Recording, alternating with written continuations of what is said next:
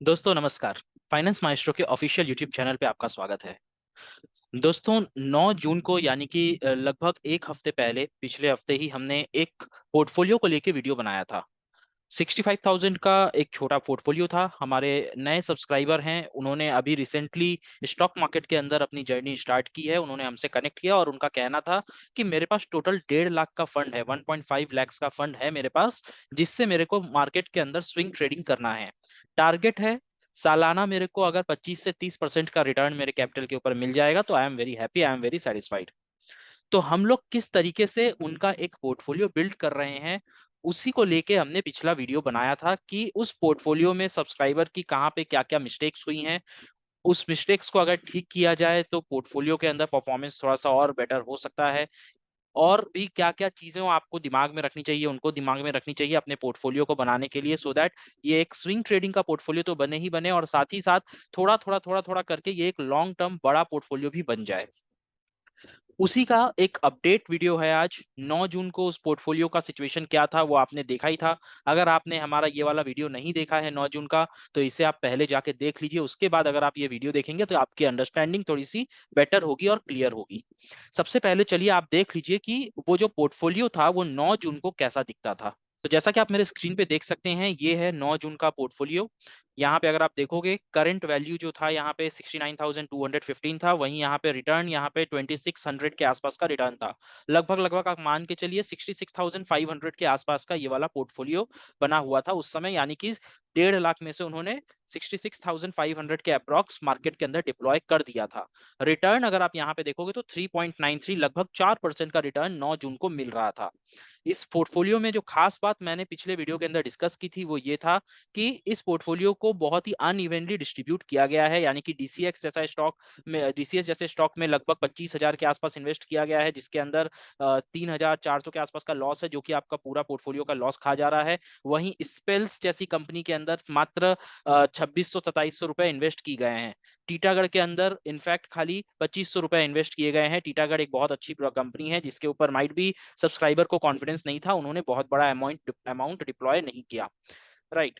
इस पोर्टफोलियो को देख के कंक्लूजन ये निकल रहा था कि हमारे जो सब्सक्राइबर हैं जिनका ये पोर्टफोलियो है, उन्हें डीसीएक्स इंडिया और आरईसीएल के ऊपर बहुत ही ज्यादा भरोसा था। ये दोनों ही स्टॉक्स हमारे ही रेकमेंडेड स्टॉक्स हैं। इनफैक्ट स्पेल्स भी हमारा है, ट्रिल भी हमारा है, टीटागढ़ भी हमारा है, सारे ही स्टॉक्स हमने रेकमेंड किए हैं। बट माइट भी उन्होंने अपना जो रिसर्च किया था, उनके रिसर्च में उनको बाकी तीनों स्टॉक्स के ऊपर बहुत ज्यादा कॉन्फिडेंस नहीं आया, ये दोनों स्टॉक्स के ऊपर कॉन्फिडेंस ज्यादा आया।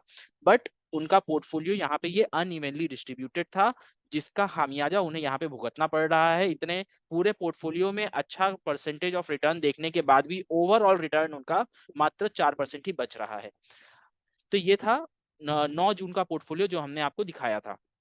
चलिए अब आज हम देखेंगे कि आज का जब दिन ट्रेडिंग सेशन क्लोज हुआ, यानी कि आज 14 जून है, मतलब 5 दिन पहले क्या पोर्टफोलियो आप देख रहे हैं, और 5 दिन बाद यानी कि आज का 14 जून का जो पोर्टफोलियो हम देखेंगे, उसमें और इसमें क्या डिफरेंस है, और आज के पोर्टफोलियो से हमें क्या सीख मिल सकती है। आप भी अगर उन सीख को, उन सबक को, वो छोटे छोटे पॉइंट्स को अगर अपने पोर्टफोलियो में इंप्लीमेंट करेंगे, तो होपफुली आप भी एक बहुत ही अच्छा और सुंदर पोर्टफोलियो बना पाएंगे। चलिए अब देखते हैं आज का उनका पोर्टफोलियो मार्केट क्लोज होने तक कैसा दिख रहा था। जैसा कि आप स्क्रीन पे आप देख सकते हैं, पिछले बार स्टॉक्स थोड़े से कम थे, यहाँ पे स्टॉक्स बढ़ गए हैं।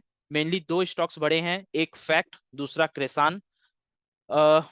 क्रेसान के अंदर लगभग 5,000 400, मतलब लगभग 5,500 का यहाँ पे इन्वेस्टमेंट है, 200 रुपए लॉस में चल रहा है। फैक्ट के अंदर लगभग 1,600 रुपए का इन्वेस्टमेंट है। टोटल मिला के अगर आप देखोगे तो पिछले पोर्टफोलियो से इस पोर्टफोलियो में दो स्टॉक्स एडेड हैं, और टोटल यहाँ पे जो इन्वेस्टमेंट निकल के आ रहा है वो लगभग लगभग आपका 7,000 7,500 के आसपास का निकल के आ रहा है। 7,200 के आसपास का ये पूरा का पूरा आपका डिफरेंस निकल रहा है। एक और डिफरेंस अगर आप यहाँ पे नोटिस करोगे तो वो है डीसीएक्स की क्वांटिटी में।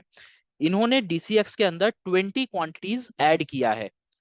पहले इनका एवरेज जो चल रहा था वो 321 रुपए 35 पैसे चल रहा था, और अब जब 20 क्वांटिटी उन्होंने ऐड कर लिया तो उसके बाद उनका जो एवरेज है वो 316 रुपए पे आ गया है। बाकी सारे स्टॉक्स यहाँ पे कंसिस्टेंट है। आप इस पोर्टफोलियो को पहले ध्यान से देख लीजिए। अभी मैं आपके सामने दोनों पोर्टफोलियोज एक साथ सामने रखूंगा, 9 तारीख का और आज का, और दोनों के अंदर आपको डिफरेंस समझाने की कोशिश करूंगा कि इन 5 दिनों में उन्होंने क्या चेंजेस किए हैं जिसकी वजह से यहाँ पे आपको 17.61% रिटर्न दिख रहा है। 4% से बढ़ के 17%, इनफैक्ट 17.5% रिटर्न चेंजेस मात्र 5 दिन के अंदर, 5 ट्रेडिंग सेशन के अंदर। क्या इसमें चेंजेस हुए हैं जिसकी वजह से पूरा का पूरा जो आपका वहां पे एक क्या बोलेंगे प्रॉफिट खत्म था, ड्राइड अप था, वो पूरा प्रॉफिट हमने 5 दिन में निचोड़ लिया है और हमारा जो ईयरली टारगेट है 25 से 30%, उसके आस्ते आस्ते करीब हम बढ़ रहे हैं। चलिए फिलहाल आपके सामने दोनों पोर्टफोलियोज एक साथ रखते हैं और उसके बाद बात आगे बढ़ाएंगे। थोड़ा सा एडिट करने में अनइवन हो गया है, साइजेस इधर उधर हो गए हैं, लेकिन आई होप आपको समझ में आ रहा होगा, आप पढ़ पाएंगे यहाँ पे क्या है। अगर आप ऊपर देखोगे, ये 9 तारीख का पोर्टफोलियो है, ये आज का, ये सेम पोर्टफोलियो आज के दिन का है। यहाँ पे आप देखो फैक्ट और क्रेसान नहीं है। डीसीएक्स इंडिया 100 क्वांटिटी यहाँ पे बाई था, एवरेज था 321.95, वेयर यहाँ पे आप देखोगे 120 क्वांटिटी हो जाएगा, एवरेज हो गया है 316 रुपए 2 पैसे का। बाकी सारे स्टॉक्स, टीटागढ़ 2 क्वांटिटी यहाँ पे था, यहाँ पे भी है। स्पिल्स का यहाँ पे 20 क्वांटिटी था, यहाँ पे भी 20 क्वांटिटी है। आरईसी लिमिटेड 50 क्वांटिटी था, 50 है। ट्रिल यहाँ पे 14 क्वांटिटी था, यहाँ पे भी 14 क्वांटिटी है। बाकी पूरा का पूरा पोर्टफोलियो सेम है। मेजर जो डिफरेंस हुआ है, ये बाकी के ये 2 स्टॉक्स नीचे ऐड हुए हैं, फैक्ट एंड क्रेसान, जो कि अभी भी लॉस में चल रहे हैं, 200 रुपए, 220, 230 रुपए। और डीसीएक्स के अंदर 20 क्वांटिटीज ऐड किया है। ठीक है, लेकिन पोर्टफोलियो के रिटर्न में अगर आप देखोगे तो ड्रास्टिक चेंजेस देखने को मिल रहा है। 9 जून को रिटर्न था 4%, वेयर एज आज का जो रिटर्न है वो 17.61%, लगभग 17.5% का रिटर्न यहाँ पे मिल रहा है। तो अब यहाँ पे हम लोगों को क्या सीख मिल रही है इस पोर्टफोलियो से?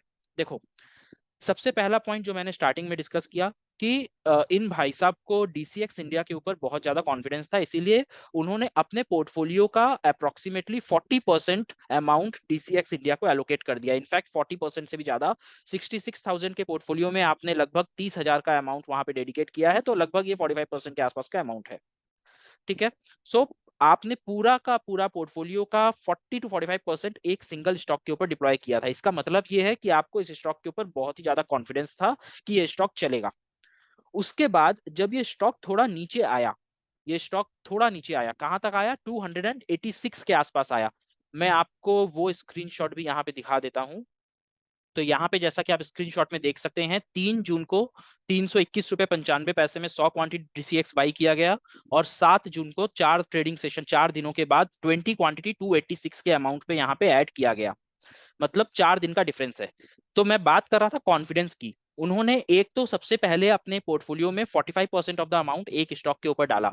उसके बाद जब वो स्टॉक करेक्ट हुआ, लगभग यहाँ पे 6 से 7% की गिरावट इस स्टॉक में आपको देखने को मिली, या इनफैक्ट उससे भी ज्यादा, 320 के ऊपर अगर आप देखोगे, 321 के ऊपर 32 पॉइंट, मतलब लगभग 10-11% का फॉल यहाँ पे जब दिखा इस स्टॉक के अंदर, तो इन्होंने और क्वांटिटीज यहाँ पे ऐड की। याद है, इनके पास 1.5 लाख रुपए हैं इन्वेस्ट करने के लिए, उन्होंने इसी स्टॉक के अंदर और 20 क्वांटिटीज ऐड किया।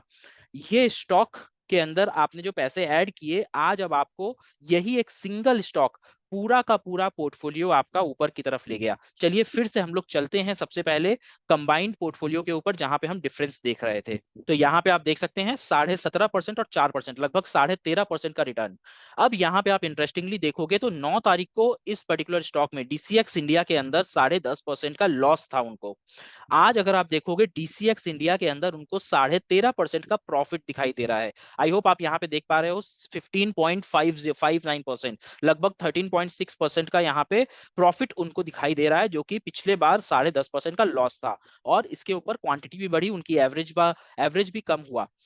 सिंपल सा यहाँ पे आपके लिए एक लर्निंग ये है कि अगर आप किसी कंपनी से, किसी स्टॉक से कन्विंस्ड हो, तो ऊपर दाम पे खरीद लेना कोई गुनाह नहीं है। भले ही आपको शॉर्ट टाइम के लिए थोड़ा सा लॉस देखने को मिले, थोड़ा सा नुकसान देखने को मिले, लेकिन आपको माइंड में एक बात रखना पड़ेगा कि उस स्टॉक में जब भी फॉल आता है, जब भी डिप आता है, जब भी करेक्शन आता है, आप उस स्टॉक के अंदर जरूर एवरेज करें। दूसरा पॉइंट यहाँ पे ये है कि एवरेज करें, अच्छी बात है, लेकिन एवरेज करने के लिए पैसा होना चाहिए। तो आपका जितना मार्केट में टारगेटेड इन्वेस्टमेंट रहेगा, मतलब कि यहाँ पे अगर जैसे इन्होंने बताया कि वो 15 लाख रुपए मार्केट, सॉरी 1.5 लाख रुपए मार्केट के अंदर इन्वेस्ट करना चाहते थे, 1.5 लाख में से उन्होंने पहली बार में, अगर आप देखोगे जब मैंने ये वीडियो बनाया 9 तारीख तक, उन्होंने मात्र 66,000 रुपए इन्वेस्ट किए थे। लगभग उनका जो पूरा का पूरा यहाँ पे टारगेट था उसका 40 to 45% उन्होंने इन्वेस्ट किया था मार्केट के अंदर। बाकी का 55% यानी कि लगभग लगभग 80-85 हजार रुपए उनके पास अभी भी कैश में अवेलेबल थे कि अगर इनमें से ही कोई स्टॉक के अंदर गिरावट आती है तो वो परचेज करेंगे, या कोई नया स्टॉक जैसे कि उनको यहाँ पे क्रेसान मिला, फैक्ट मिला, उन्होंने इसके अंदर छोटा छोटा क्वांटिटी ऐड किया। जैसा कि अमाउंट देख के लगता है उनको ये दोनों स्टॉक के ऊपर भी बहुत ज्यादा कॉन्फिडेंस है नहीं, इसीलिए उन्होंने मात्र 2,000 रुपए फैक्ट के अंदर और क्रेशान के अंदर मात्र 6,000 5,500 रुपए इन्वेस्ट किए हैं। ठीक है, तो आई होप आपने ये स्क्रीनशॉट्स देखा होगा, आपको डिफरेंस समझ में आया होगा। अब मैं स्क्रीन ऑफ करके वीडियो पे वापस आ जाता हूं पहले। ऑल राइट, सो ये हमारी एक छोटी सी लर्निंग थी जिसको आपको हमेशा माइंड में रखना है। कभी भी अपने पोर्टफोलियो में आपको जितना पैसा डालना है वो वन गो के अंदर आप पोर्टफोलियो में मत डालिए, स्लोली स्लोली पैसे डालिए। कैश के ऊपर कोशिश कीजिए हमेशा बने रहने का। अगर आपको 1.5 लाख रुपए पोर्टफोलियो में डालना है तो आप मान के चलिए आपको 1,20,000 ही डालने हैं। आपको at any point of time 30,000 cash में बैठना पड़ेगा।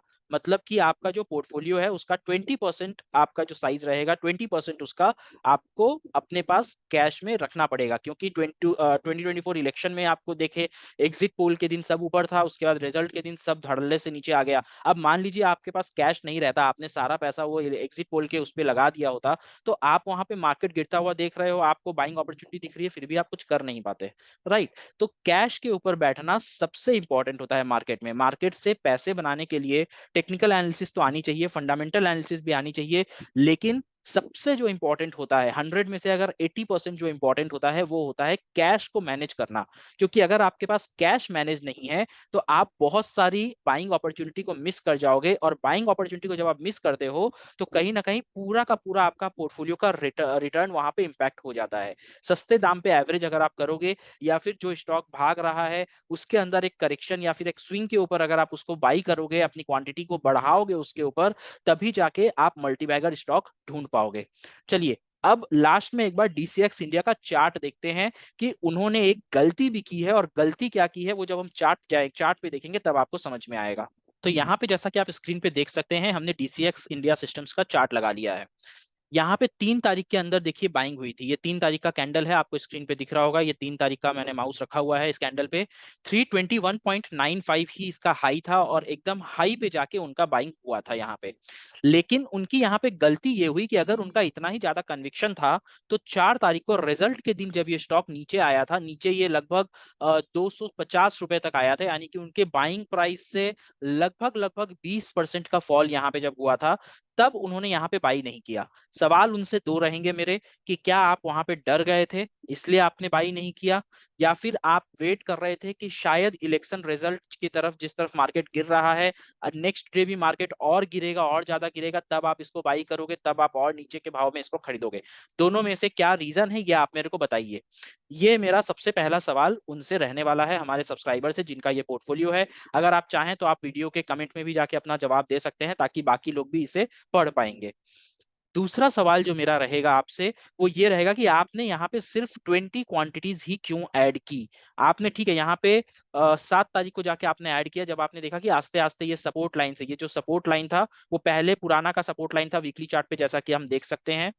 ये वीकली चार्ट पे अगर आप देखोगे तो ये पहले का पुराना सपोर्ट लाइन है। तो जब इस सपोर्ट लाइन पे हम इलेक्शन के दिन आए थे, और यहां से जब हम 2 दिन ऊपर की तरफ गए, 2 दिन ग्रीन कैंडल्स बनाए हम, तो क्या वहां पे आपको एक कन्विक्शन बिल्ड हुआ कि शायद हमको और सस्ते भाव में ये मिलेगा नहीं, तो अगर खरीदना है तो यहीं पे खरीदो। लेकिन कहीं ना कहीं आपके दिमाग में अभी भी थोड़ा बहुत डर था, इसकी वजह से आपने खाली 20 क्वांटिटीज ऐड किया। एक बार में आपने पहले 100 क्वांटिटीज बाई किया था, उसके बाद आपने 20 क्वांटिटीज मात्रा इसके अंदर ऐड किया।